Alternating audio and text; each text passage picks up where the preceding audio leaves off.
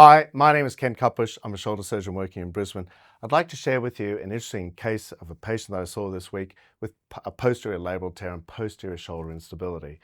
80 to 90% of shoulder instability is actually anterior. Posterior shoulder instability is a rarer thing that we see. I'm going to share this scan with you. So this is the MRI scan. It's an MRI arthrogram.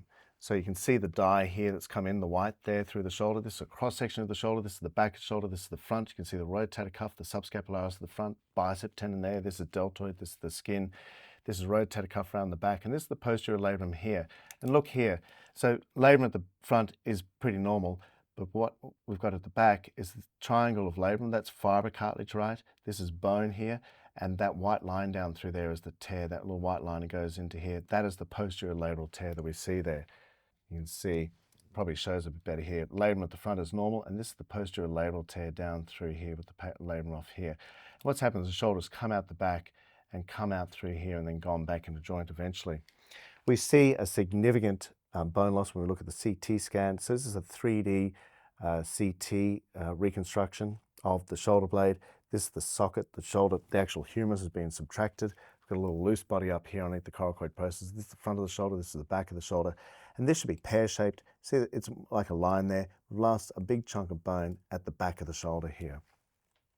If we then look at the humeral head on the CT scan, I'm going to drop that MRI scan down. Look at this here. We've got what we call a reverse Hill-Sachs lesion. So the shoulder has come out the back and then hit back. The ball has hit back against that posterior lip there and dented the shoulder here. It's a little bit more obvious if I spin it around. You'll see here. See that? That's a dent in the back, in the front of the shoulder there, a reverse Hill-Sachs lesion.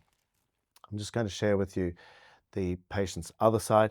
Now, even this side is not normal. There's a little bit chip of bone off, but it's not as big as we see on this side. We've lost a lot of bone here. There's probably 25% bone loss from the back of the shoulder.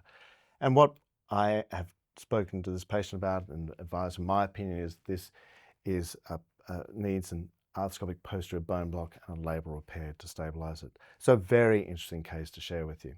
Thank you for listening.